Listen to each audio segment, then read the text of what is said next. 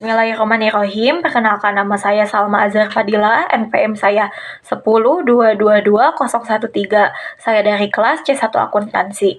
Di sini saya akan menjelaskan materi pada mata kuliah Sistem Informasi Akuntansi. Pembahasan kali ini mengenai jurnal.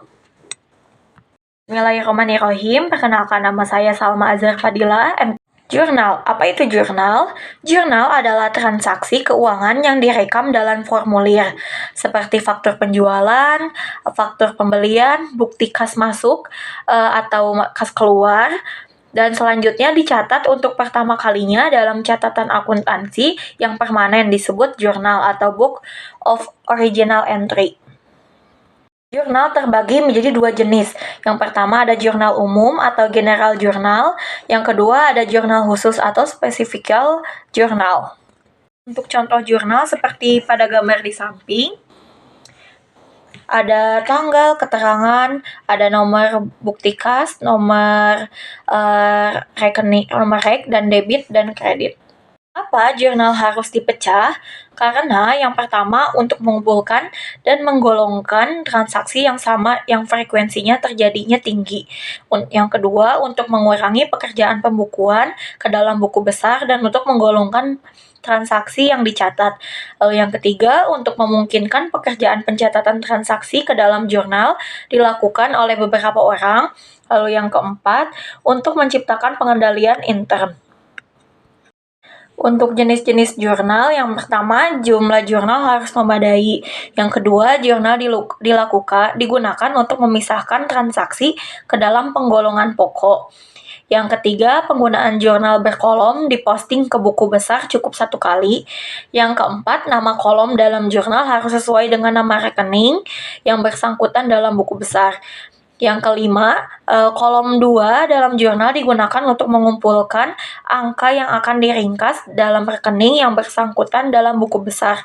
Yang keenam, jurnal harus dirancang sedemikian rupa, sehingga pekerjaan menyalin informasi dari dokumen sumbernya dibuat sangat minim dan faktur penjualannya. Lalu yang terakhir harus ditetapkan hubungan antara dokumen sumber tertentu dengan jurnal sehingga dipertanggungjawabkan kebenaran informasinya. Selanjutnya, jenis jurnal khusus terbagi menjadi 5 macam. Yang pertama ada jurnal penjualan, yang kedua ada jurnal pembelian, yang ketiga ada jurnal penerimaan kas, yang keempat ada jurnal pengeluaran kas, dan yang terakhir jurnal umum atau memorial. Untuk contoh jurnal penjualan 1 seperti gambar di samping. Untuk contoh jurnal penjualan 2 ada seperti di samping, yang membedakannya di sini ada debit dan kredit.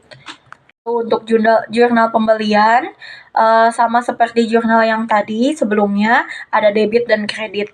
Selanjutnya ada jurnal penerimaan kas. Lalu seperti di gambar di samping yaitu jurnal pengeluaran kas. Yang terakhir contoh jurnal umum. Seperti ini jurnal umum ada tanggal, keterangan, ref, debit, dan kredit.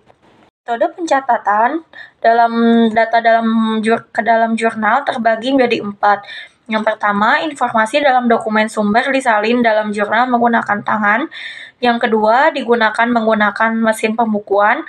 Yang ketiga, jurnal berupa arsip dokumen, sumber yang disusun menurut waktu terjadinya. Yang keempat, dokumen sumber dimasukkan ke dalam komputer. Metode pencatatan data dalam jurnal itu dengan tangan dibagi menjadi 3. Ada dokumen sumber, ada jurnal, dan dimasukkan ke dalam buku besar. Lalu metode pencatatan data dalam jurnal dengan mesin pembukuan, yaitu dimulai dengan dokumen sumber, lalu buku pembantu, lalu ada jurnal, dan di jurnal ini diperoleh dari pembuatan dokumen sumber dan diposting ke dalam buku pembantu, lalu dimasukkan ke dalam buku besar. Metode pencatatan data dalam jurnal dengan dokumen sumber yang berfungsi sebagai jurnal, seperti gambar di samping. Metode pencatatan data dalam jurnal dengan komputer. Yang pertama dokumen sumber, yaitu yang berisi berbagai dokumen.